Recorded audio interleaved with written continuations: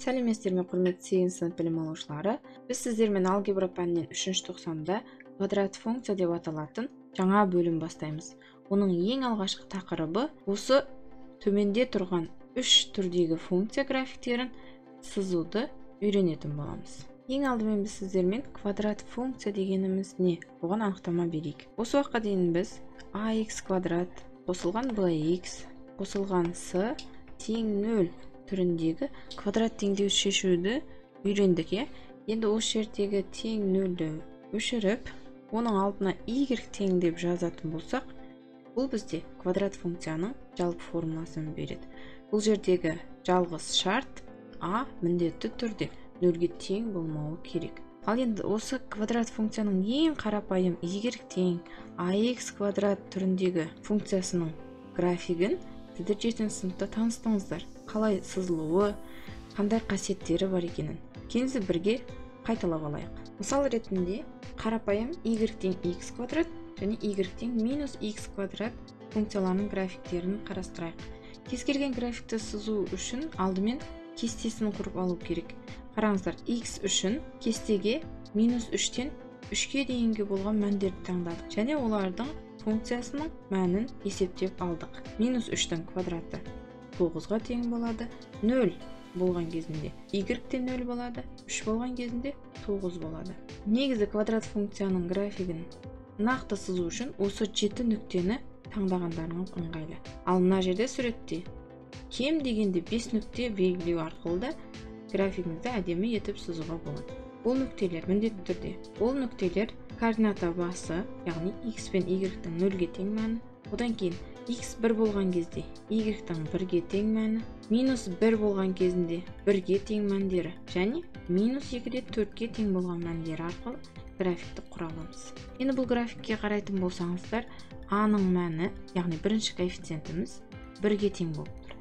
Демек ол 0-ден үлкен. Сондықтан да графиктің тармақтары жоғары бағытталған. Келесісінде қарастыратын функциямыз y тең минус x квадрат функциясы. Бұл жерде де дәл солай 7 нүктені таңдап, олардың функциясының мәндерін есептеп алдық. Ең кем дегендегі 5 нүктені белгілеп алдық. Бұл жерде де дәл солай графигі осы 5 нүкте арқылы құрылып тұр. Енді бұл жерде a-ның мәні минус 1-ге тең. Демек ол 0-ден кіші. Сол үшін де графиктің тармақтары төмен бағытталған. Келесі берілген 6 түрлі графикке назар аударыңыздаршы. Бұл жерде бірінші, екінші, үшінші график коэффициенттеріне қарайтын болсаңыздар, яғни a-ның мәндеріне қарайтын болсаңыздар, барлығы 1-ден үлкен. Яғни біріншісінде 4-ге тең, екіншісінде 2-ге тең, үшіншісінде 3-ке тең болып тұр. Минус бұл жерде тек қана төмен бағытталу мағынасын ғана береді. Жалпы a-ның мәні 3 деп қарастыратын болсаңыздар, бұл жерде бастапқы біздің y тең x квадрат функциямыздың графигі ашық, көрінер-көрінбес сұр түспен беріліп тұр. Оған қарағанда барлық график жіңішке сызылған. Демек, a-ның мәндері 1-ден үлкен болған жағдайларда график, тырнақшамен жазып қояйық, арықтайды. Түсінікті тілмен осылай айтсақ болады.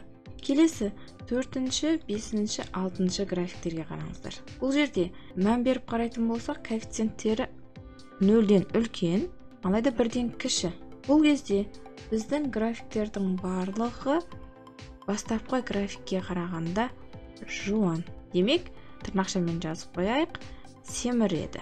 Яғни a-ның мәндері бөлшекпен келіп тұратын болса, 1-ден кіші болып. Сонымен керекті мәліметтерді бір қайталап алған болсақ, ең бірінші y тең ax квадрат қосылған n жалпы формула түріндегі графигімізді түрлендіруді бастайық. Бұл жерде мысал ретінде y тең x квадрат азайтылған 2, y тең x квадрат қосылған 2 деген мысалдар қарастырайық.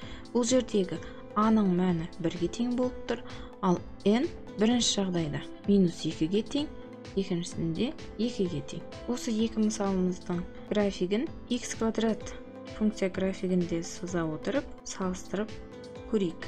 Алдымен бірінші кезекте кестесін құрып алуымыз керек. x квадрат функциясы үшін таңдалған сандарды, x-тің мәндерін келесі екі мысал үшін де қолдансақ болады. Алдымен x квадраттікін жазып алайық. Бұны жатқа білесіздер. 9, 4, 1, 0, 1, 4, 9-ға тең болады. X квадрат функциясының мәндері. Ал енді x квадрат азайтылған 2 үшін есептеп шығайық. Есептеп жазып алдық. Ары қарай x квадрат қосылған 2 үшін есептейік. Есептеп жазып алдық. Енді кестедегі функция мәндерін мұқият қарайықшы. X квадрат үшін 0 мәнін беріп есептеген кезде y-тің де мәні 0-ге тең болды. Ал x квадрат азайтылған 2 үшін есептеген кезімізде одан 2-ге кем мән шықты. Ал x квадрат қосылған 2 үшін есептеген кезімізде одан 2-ге артық мән шықты. Басқа жағдайларда да қарап шықсақ, дәл солай мәндерін -2 және +2-ге айырмашылықтар бар екен. Ал енді графигі қалай болады екен? Мұқият қарайық. Алдымен өзіміздің x квадрат функциясының графигін көк түспен сызып алайық. Бұл жерде маңызды нүктелерді белгілеп аламыз. Координата басы 0-ден 0, одан кейін x1 және -1 болған кездегі мәндері, 2 болған кезінде 4-ге тең, -2 болғанда да, ал 3 болған кезінде 9-ға тең, -3 болған кезде де 9-ға тең. Осы біз белгілеп алған 7 нүктені біріктіріп парабола сызамыз. Көк түспен x квадрат функциясының графигін сызып алдық. Енді келесі түсте x квадрат азайтылған 2 функциясының графигін сызамыз. Алдымен осы 7 нүктені белгілеп алайық. Нүктелерін белгілеп алдық. Осы нүктелерді енді біріктіріп параболамызды сызып алайық.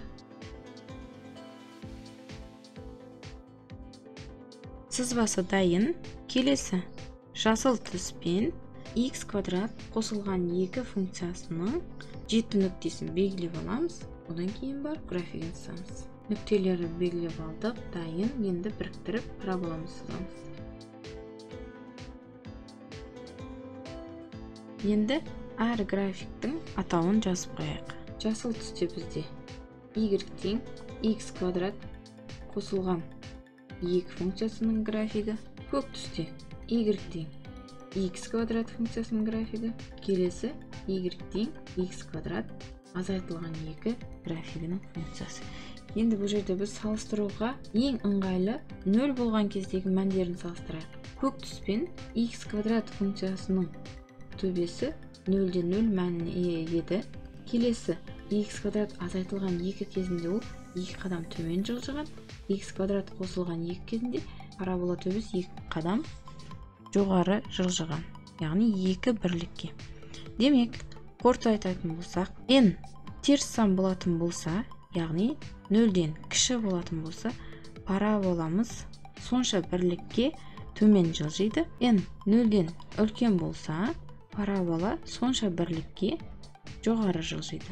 Екінші, y тең ax азайтылған m-ның квадраты жалпы формуласы түріндегі функция графигін қарастырайық. Мысал ретінде y тең x азайтылған 2-ның квадраты және y тең x қосылған 2-ның квадраты түріндегі функцияларын қарастырайық. Бірінші жағдайда m-ның мәні 2-ге тең, екіншісінде m-ның мәні -2-ге тең.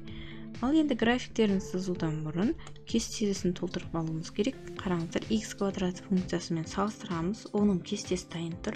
Ал енді x азайтылған 2-ның квадраты функциясының кестесін толтырып алайық. x бізде тәуелсіз айнымалы болғандықтан өзімізге ыңғайлы сандарды таңдадық. -1-ден 5-ге дейінгі. Ал есептеп көрейік. Есептеп жазып алдық. Келесі x қосылған 2-ның квадраты функциясының кестесін толтырайық. Бұл жерде біз -5-тен 1-ге дейінгі мәндерді таңдап алдық. Функцияның мәндерін есептеп алдық. Енді осы 3 кестедегі функция мәндеріне, яғни y-тің мәндеріне мұқият қараңыздаршы. Барлығында біз таңдаған мәндерде функцияның мәндері де тең болды. Ал енді графигі қандай болады екен? Бірге қарайық. Сіздер x және y-тің кестедегі мәндерін алып келіп қойып график сызуды меңгеріп алдыңыздар. Сол үшін бірден дайын графиктерін қарап, қандай өзгеріс болғанын байқайық. Көк түспен y тең x квадрат функциясының графигі беріліп тұр. Параболаның төбесі 0-ден 0 нүктесінде тұр. Ал енді x азайтылған 2 кезінде ол парабола төбесі 2 бірлікке немесе 2 қадамға оң жаққа жылжыған. Ал x қосылған 2-ның квадраты кезінде 2 бірлікке сол жаққа жылжыған. Демек, қорытынды түрде айтатын болсақ, m оң сан болатын болса, яғни 0-ден үлкен болатын болса, графигіміз оңға қарай жылжиды. m 0-ден кіші болатын болса, яғни теріс сан болса, графиктің қозғалысы сол жаққа болады. Ал енді ең соңғы үшінші жағдай, бұл жерде жалпы формуласында m және n екеуі де қатысқан кездегі графиктің түрленуін бір мысалмен қарастырайық. Мысал жазып алдық. Бұл жерде енді біз тек қана параболаның төбесінің, яғни O нүктесінің қай жаққа қарай жылжитынын анықтап алуымыз керек. Ол үшін біз m және n-ның сан мәндерін анықтап алсақ жеткілікті. Бұл жерде m тең 4-ке, n тең -3-ке. Жалпы формуласымен салыстырсақ, сан мәндері осындай. Демек, біз координата басын 0-ден 0 нүктесінен 4-те -3 нүктесіне ауыстырамыз. Координата сәулесін көшіріп алдық. Біз бұл жерде координата бас нүктесін O1 деп белгілеп қоятын болсақ, біздің жағдайда ол O координаталары 4 және -3-ке тең. Ал енді ары қарай ешқандай кесте сызбай-ақ, сіздер координата басы 0-ден 0 нүктесі осы жерде екен деп ойлап, өзіміздің параболаның нүктелерін белгілеп сызсаңыздар болады. Қараңыздар, бізге белгілі 7 нүктені көшіріп алдық. Енді оларды біріктіру арқылы параболамызды кескіндей аламыз. Осымен y тең x азайтылған 4 азайтылған 3 функциясының графигі дайын. Сонымен, құрметті білім алушылар, бұл видеода біз сіздермен квадрат функцияның анықтамасын, оның бастапқы ең қарапайым графиктерінің ерекшеліктерін, оларды қалай кескіндеуді бір қайталап алдық. Аның мәндеріне қарай, таңбасына қарай графиктің өзгеруін. Одан кейін бірінші жағдай, екінші жағдай, үшінші жағдайға мысалдар қарастырдық. Ал келесі видеода біз сіздермен дайын шаблон арқылы графикті жылжытуды үйренетін боламыз. Каналға тіркеліп қойыңыздар. Видео ұнаған болса, лайк басып, комментарий жазуды ұмытпаңыздар.